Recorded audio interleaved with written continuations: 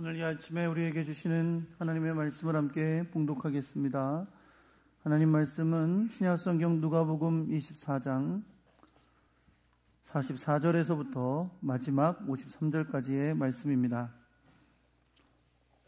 제가 가지고 있는 성경은 신약성경 141페이지에 있습니다. 누가복음 24장 44절에서부터 53절까지의 말씀입니다. 44절입니다. 또 이르시되 내가 너희와 함께 있을 때에 너희에게 말한 바 곧 모세의 율법과 선지자의 글과 시편의 나를 가리켜 기록된 모든 것이 이루어져야 하리라 한 말이 이것이라 하시고, 또 이르시되 이같이 그리스도가 고난을 받고 제3일에 죽은 자 가운데서 살아날 것과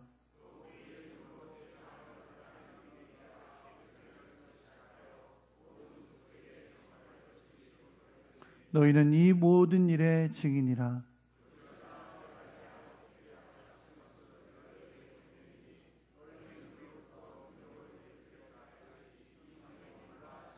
예수께서 그들을 데리고 베나디 앞까지 나가사 손을 들어 그들에게 축복하시더니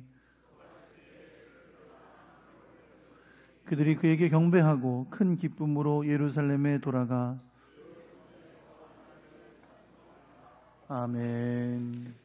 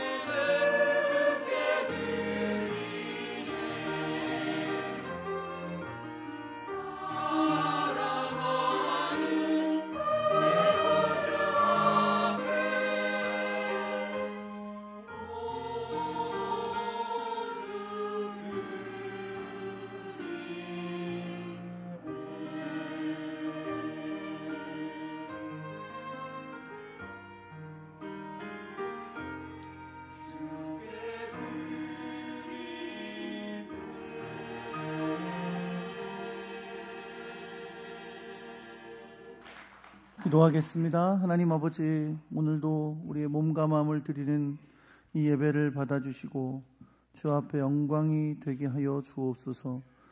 마음의 소원과 기도의 제목과 주님을 향한 사랑과 감사를 담아 주 앞에 예물을 드린 손길들을 기억하시고 하나님께서 세상이 줄 수 없는 귀한 평안과 기쁨과 감사로 충만하게 채워 주옵소서.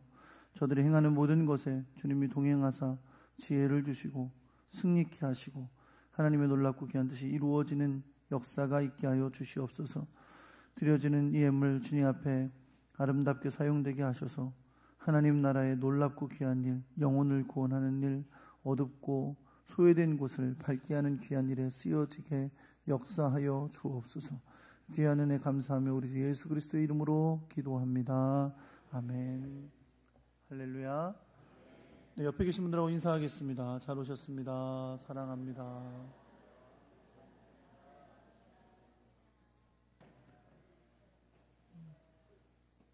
주님의 놀랍고 크신 은혜와 사랑이 여러분과 함께하기를 우리 주 예수 그리스도의 이름으로 축원합니다.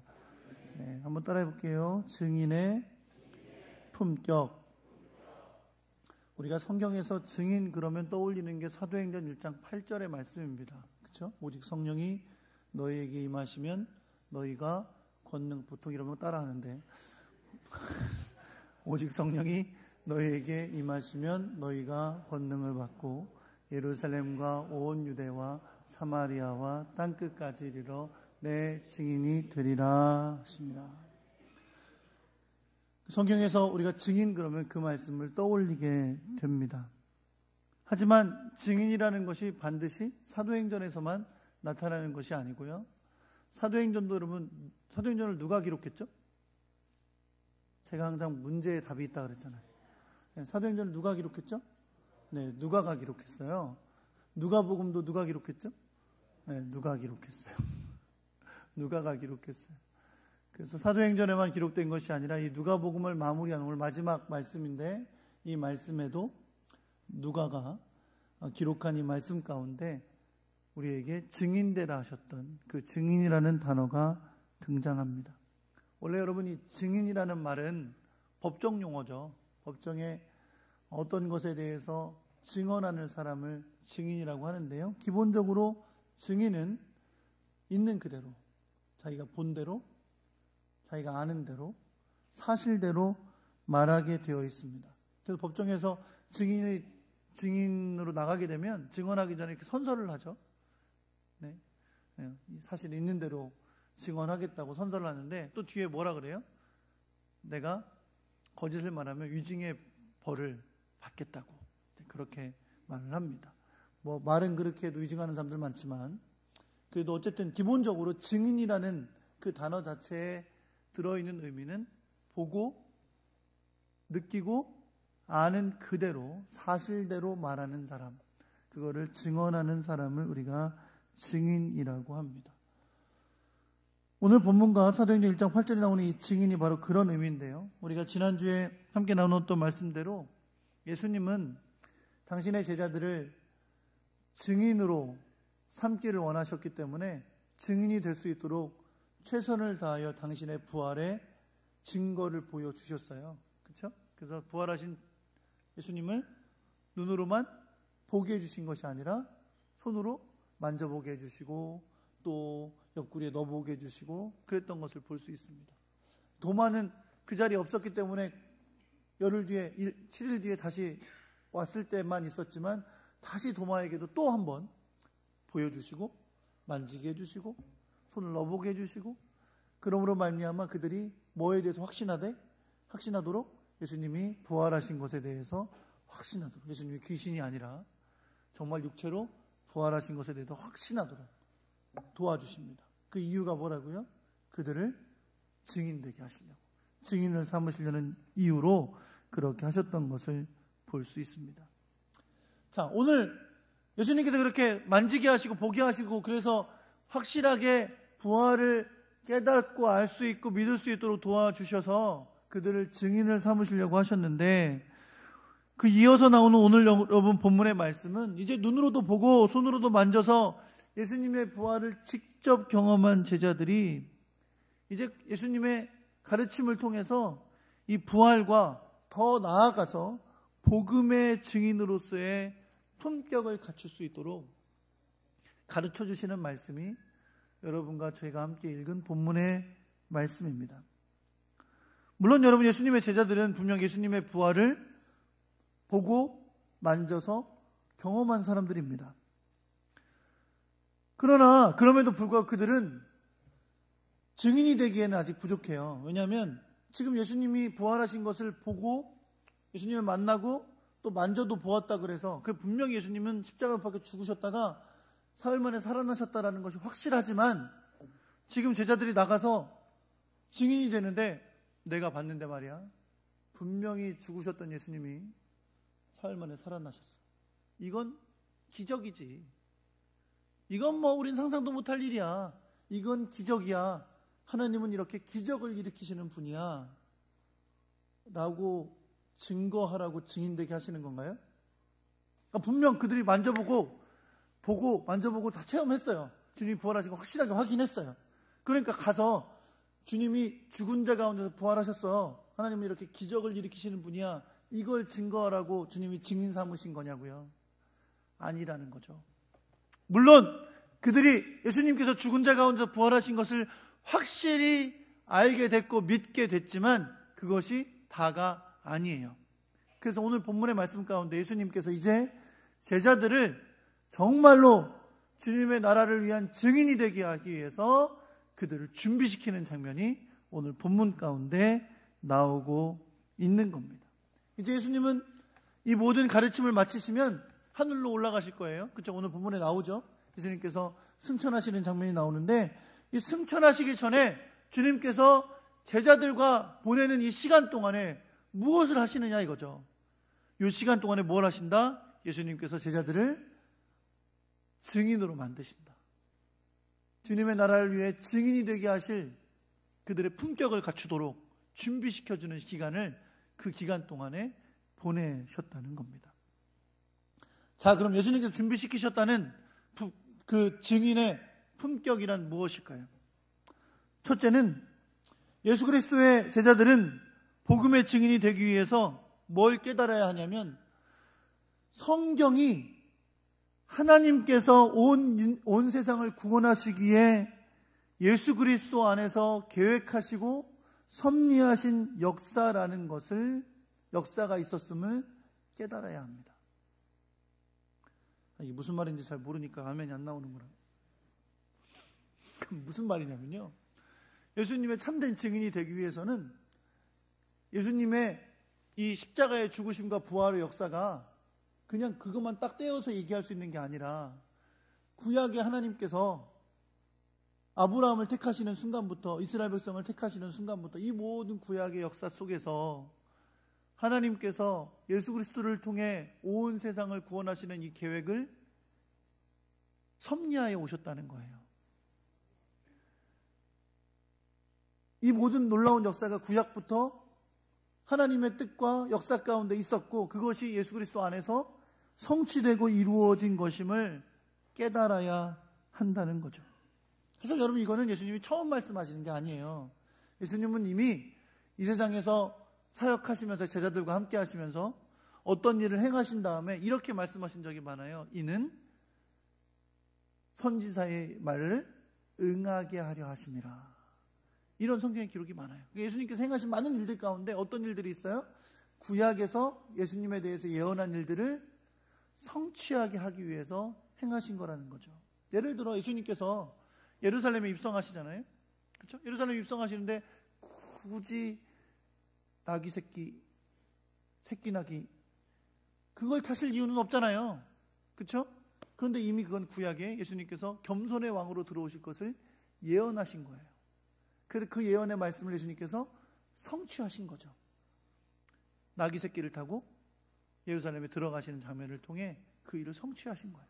예수님은 이것을 계속 보여주셨을 뿐만 아니라 또 수도 없이 예수님께서 말씀을 통해서 인자가 고난을 받고 십자가에 못 박혀 죽고 사흘 만에 부활해야 되리라라는 말씀을 계속 그들에게 하심을 통해 이것이 바로 구약에서 예언한 메시아의 오심임을 증거하여 보여주신 거고, 구약에 예언하고 계획된 이 모든 하나님의 역사가 당신 안에서 온전히 성취되어져 가고 있음을 보여주신 주셨었다는 겁니다.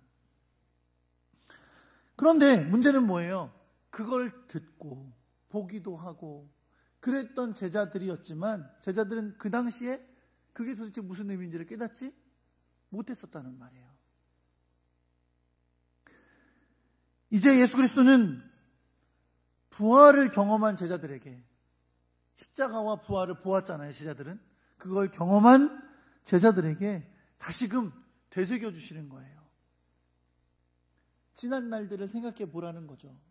이 모든 일들이 다 하나님께서 선지자들과 시편과 또 모세를 통해서 예언하고 또 역사했던 모든 일들이 성취되고 있는 것이다.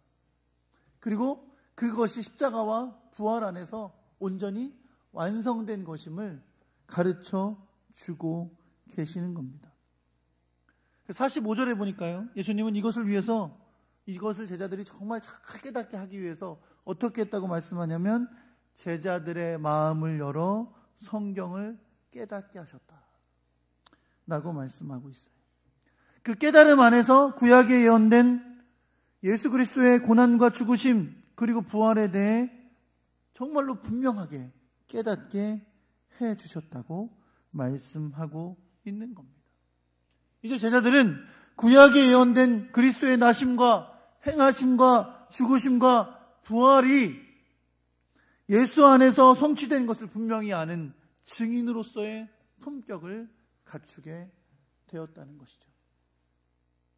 여러분, 이렇게 얘기할 수도 있어요. 제자들이 예수님에 대해서만 알면 되지, 그냥 예수님을 잘 알면 되지, 뭐가 필요해? 라고 생각할 수 있지만 그러나 그렇지 않아요. 이제 여러분, 예수님께서 증인으로 부르셨으니까 이제 유대인들은 가서 이 제자들은 가서 복음을 전할 텐데, 복음을 전하면 어떤 때는 유대인들을 향해서 복음을 전해야 돼요. 사실은 그렇죠. 사도행전에 보면 처음에는 다 유대인들을 향한 복음 전파였어요.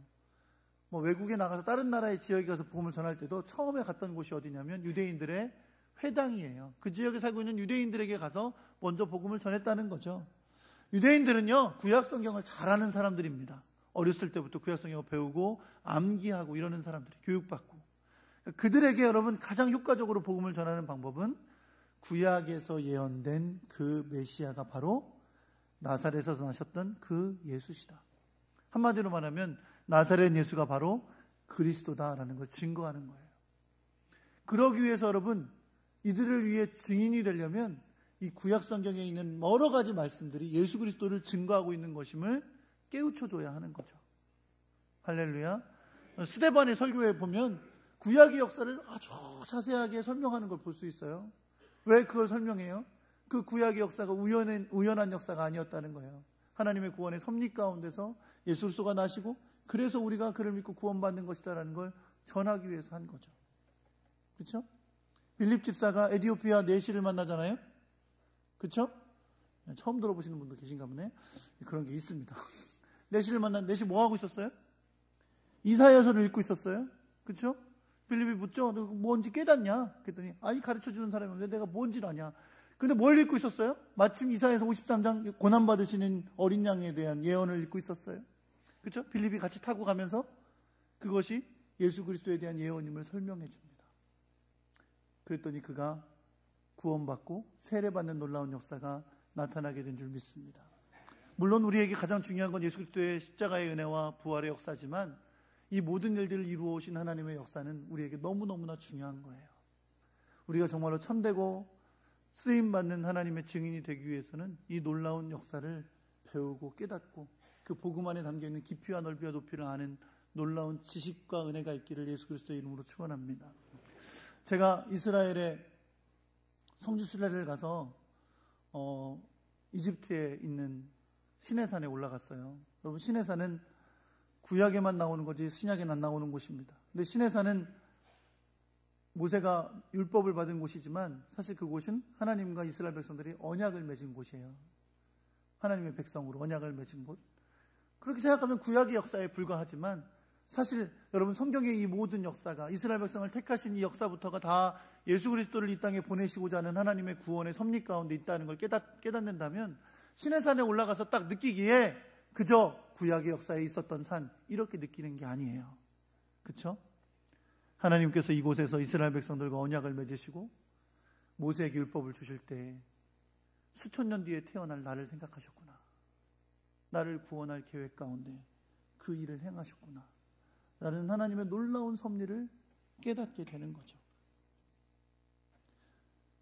예수님은 구약 성경에 나오는 예수님에 대한 증거들을 지금 성경을 깨닫게 하셔 마음을 열어 깨닫게 하심으로 말미암아 제자들이 이 하나님의 놀라운 섭리와 역사를 그 마음 가운데 깨닫게 하신 거고, 예수 그리스도 안에 하나님의 놀라운 사랑 가운데 이루어진 구원의 역사를 깨닫게 하여 주신 것을 여러분 믿으시기 바랍니다.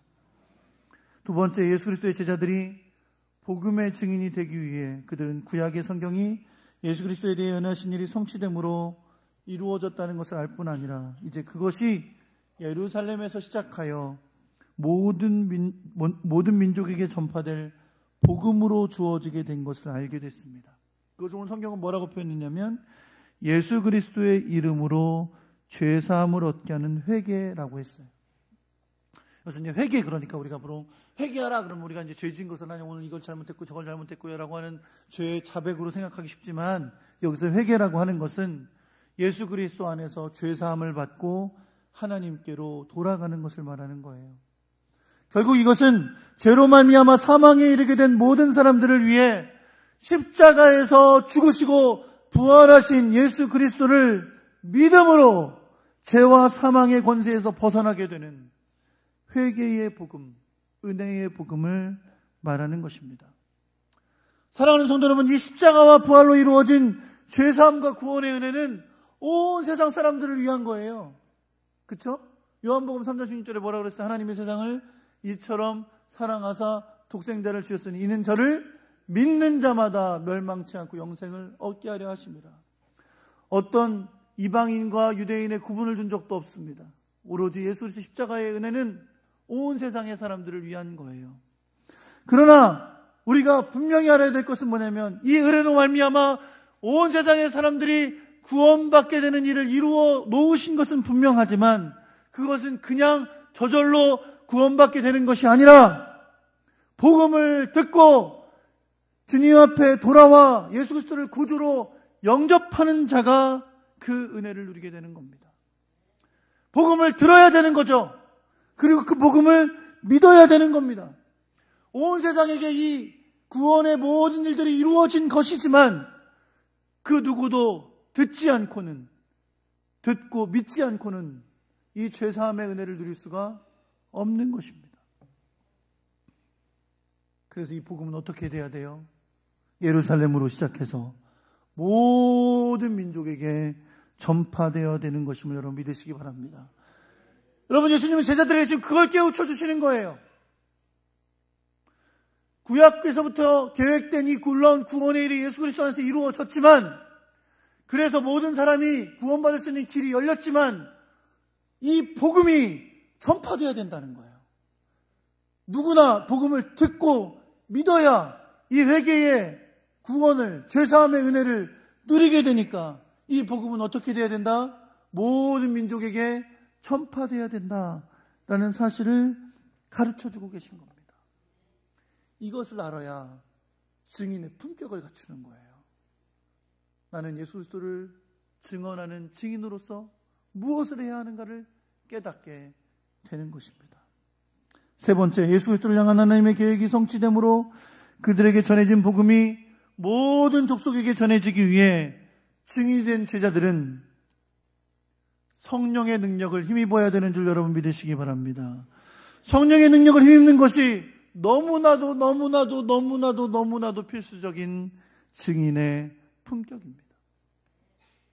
구약 성경을 통해 예수 그리스도의 고난과 십자가의 의미가 무엇인지를 알아도, 예수 그리스도의 십자가의 고난과 부활이 죄사함의 회개의 복음이 된다는 것을 알아도, 이 복음을 온 세상에 전해야 된다는 것을, 그래서 사람들이 듣고 믿어야 된다는 것을 알아도 성령의 능력을 힘입지 아니하고는 증인으로서의 사명을 감당할 수가 없다는 겁니다. 그래서 오늘 보면 49절에 보면 예수님 제자들에게 이렇게 말씀하십니다. 내 아버지께서 약속하신 것을 너희에게 보내리니 너희는 위로부터 능력으로 입혀질 때까지 이 성에 유하라 하세요. 아니 좀 당장 가라고 해도 다 가르쳐 주셨잖아요. 그렇죠? 그럼 이제 나가서 전해라. 땅끝까지 가라. 다 가르쳐 줬잖아. 다 깨달았잖아. 내가 부활한 것도 너에게 보여줬잖아. 만져봤잖아. 다 알잖아. 그럼 이제 가. 라고 말씀하실 수 있겠지만 주님은 아니에요. 어떻게 하라고요? 내가 아버지께서 주시겠다고 하는 그 성령이 오실 때까지 이 성에 유하고 있어라 라고 말씀하십니다. 우리는 사도행전 1장 8절 말씀 아까도 외웠지만 너무 잘 알고 있죠. 어떻게 해요? 오직 성령이 너희에게 임하시면 너희가 권능을 받고 예루살렘과 유다와 사마리아와 땅끝까지 내 증인이 되리라. 되리라. 성령이 임하시면 내 증인이 되리라 라고 말씀하셨어요. 사랑하는 성도 여러분, 성령의 능력을 힘입는 것, 그것이 예수 그리스도의 복음을 전하는 증인으로서 갖춰야 될 중요한 품격인 것을 여러분 믿으시기 바랍니다. 사랑하는 성도 여러분, 증인은 승천하신 주님의 일을 맡은 것을 기억하고 주님이 다시 오실 때까지 이 증인의 사명을 감당해야 하는 겁니다. 그래서 예수님은 이 모든 것을 제자들에게 맡기신 다음에 다 가르쳐 주신 다음에 성령도 약속해 주신 다음에 제자들을 축복하시고 하늘로 올리우셨습니다. 결국 우리는 예수님께서 승천하시기 전에 마지막에 제자들에게 하신 일이 무엇이었는지를 알게 되는 거죠. 그렇죠? 부활하신 이후로 그리고 승천하시기까지 주님은 제자들을 참된 증인으로 품격을 갖추도록 준비시키신 거예요. 성령까지 약속해 주시고 너희가 성령의 권능으로 힘입어야 된다는 것까지 가르쳐 주시고 이제 주님은 하늘로 올라가신 겁니다. 사도행전 1장 3절에 보면 예수님이 부활하신 이후에 승천하시기까지 40여일을 제자들과 함께 계셨는데 그 기간 동안에 제자들에게 하나님의 나라의 일을 가르쳐 주시면서 증인으로 준비시키신 것을 볼 수 있습니다. 실제로 어떻게 됐습니까? 제자들은 예수님이 승천하신 이후에 오순절 다락방에서 성령의 충만함을 힘입고 주님께서 그들에게 부탁하신 증인의 사명을 감당하는 하나님의 사람이 된 것을 여러분 믿으시기 바랍니다. 할렐루야. 네, 지금까지 잘 못 들으셨던 분들 이제부터는 잘 들으시면 됩니다. 네, 눈을 감고 들으셨던 분들도 눈을 뜨고 들으시면 되고요. 지금부터 잘 들으셔야 돼요. 할렐루야. 네, 제가 옛날에 한번 제 설교를 비디오로 보다가 컴퓨터로 동영상으로 보다가 잠들었어요. 그래서 얼마나 회개했는지 몰라요. 야, 내 설교가 이렇게 졸리구나. 그러나 여러분 그래도 지금은 들으셔야 돼요. 눈 정신 바짝 차리시고 잘 들으시기 바랍니다. 여러분 예수님께서 제자들을 준비시키셔서 증인 삼으셨어요. 그런데 한 가지 분명히 기억해야 될 것은 주님은 단지 예수님의 제자들만 증인되라고 하신 것이 아니라는 거예요. 우리도 주님이 주님의 증인되라 명령하고 계신 것을 여러분 믿으시기 바랍니다. 주님이 맡기시는 이 사명을 또 깨닫게 해주시는 게 마태복음 28장 말씀이에요. 그렇죠? 제자들에게 그들에게 이제 사명을 전해주시는데 제일 유명한 말씀이 마태복음 28장 19절에서 20절의 말씀이죠. 너희들은 가서 모든 민족으로 제자를 삼아 아버지와 아들과 성령의 이름으로 세례를 주고 내가 너희에게 분부한 모든 것을 가르쳐 지키게 하라 라고 명령하셨습니다. 그렇죠? 여러분 잘 들어보세요. 주님께서 제자들에게 명령하신 너희들은 가서 모든 민족으로 뭘 삼아? 제자를 삼아. 그들은 예수님의 제자입니다. 그런데 예수님의 제자들에게 주님은 뭐라고 어떻게 하라고요? 모든 민족으로 제자를 삼으라고. 내가 너희를 세상을 향한 증인으로 삼았는데 증인이 되어서 너희도 어떻게 하라고? 또 다른 증인을 만들어내라고. 언제까지 이 일이 이루어져야 돼요? 세상 끝날까지. 그래서 뭐라고 약속하세요? 20절에 볼지어다 내가 세상 끝날까지 너희와 항상 함께 있으리라. 그 12명의 제자들에게만 함께 있는다고 약속하신 게 아니고 누구에게? 또 제자가 되고 증인이 되고 증인이 될 사람들이 약속하시는 거예요. 뭐라고요? 내가 세상 끝날까지 증인된 너희들과 함께 있을 것이다 라고 말씀하고 계십니다. 여러분과 저도 주님의 증인인 것을 여러분 믿으시기 바랍니다. 그래서 여러분 어떻게 해야 돼요? 성경을 통해서 우리에게 행하신 하나님의 놀라운 구원의 섭리를 잘 깨달아야 됩니다. 그리고 그것이 온 세상에 전해져야 될 복음인 것도 깨달아야 되는 줄 믿으시기 바랍니다. 그리고 성령의 능력을 힘입어서 땅끝까지 복음 전하는 일에 쓰임받게 되는 여러분과 제가 되기를 예수 그리스도의 이름으로 축원합니다. 말씀 마치겠습니다. 여러분, 증인은 헬라어로 마르투스라고 씁니다. 이 마르투스는요, 영어로 한 단어의 어원이 됐어요. 어떤 단어의 어원인지 아세요? 왜 보통 영어가 이 헬라어나 라틴어나 이런 데를 어원으로 두고 있는 단어가 되게 많아요.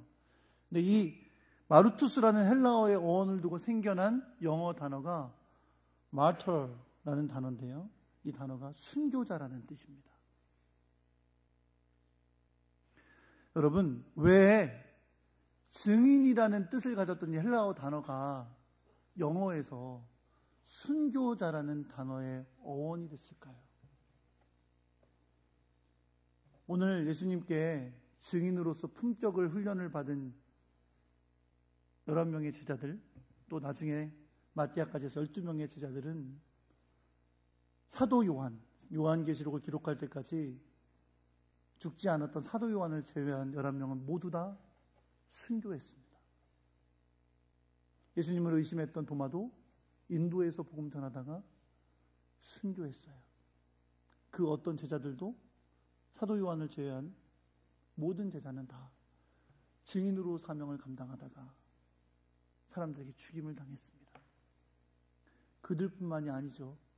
그 이후로 이어받은 수많은 그 제자의 제자들이 또 증인이 되어 온 세상 가운데 복음을 전하다가 피를 흘리며 목숨을 잃은 수많은 순교자들이 있었기에 여러분과 저도 이 놀라운 구원의 복음을 믿고 하나님의 자녀가 된 것을 여러분 믿으시기 바랍니다.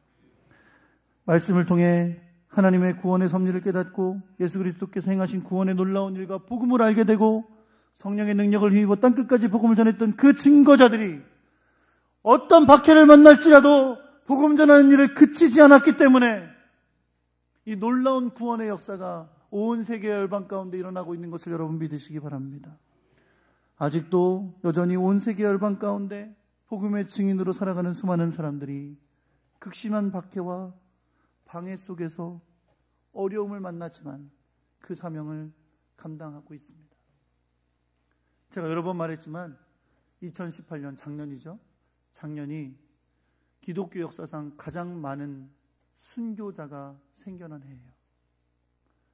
우리는 지금 이렇게 편안하게 따뜻한 앉아서 예수 믿고, 누가 예수 안 믿는다고 뭐라 그래요? 주일날 예배 빠진다고 누가 뭐라 그래요? 그런 세상에서 예수 믿고 있지만 어떤 사람들은 주일 한번 예배 드리러 가다가 내가 죽을지 모르는 환경 속에서 내가 차라리 예배 한번 드리다 죽겠다라는 각오로, 순교의 각오로 예배 드리는 수많은 사람들이 전 세계에 가득하다는 거예요. 그들의 피가, 그들의 증인으로서의 삶이 순교자가 되어 오늘날 우리에게 놀라운 구원의 복음이 된 것을 여러분 믿으시기 바랍니다. 사랑하는 성도는 우리도 증인입니다. 우리도 증인의 품격을 갖춰야 됩니다. 말씀을 통해 구원의 놀라운 역사를 알아야 되고, 복음으로 말미암아 회개의 복음이 전해지는 놀라운 역사를 알아야 되고, 또 이것이 땅끝까지 전해져야 되는 사명을 알아야 되고, 우리도 성령의 능력을 힘입어 이 복음 전하는 사명 감당하는 아름다운 증인이 될 수 있기를 우리 주 예수 그리스도의 이름으로 축원합니다. 그런 하나님의 놀라운 역사 가운데 크고 놀라운 구원의 역사를 보게 될 줄 믿으시기 바랍니다.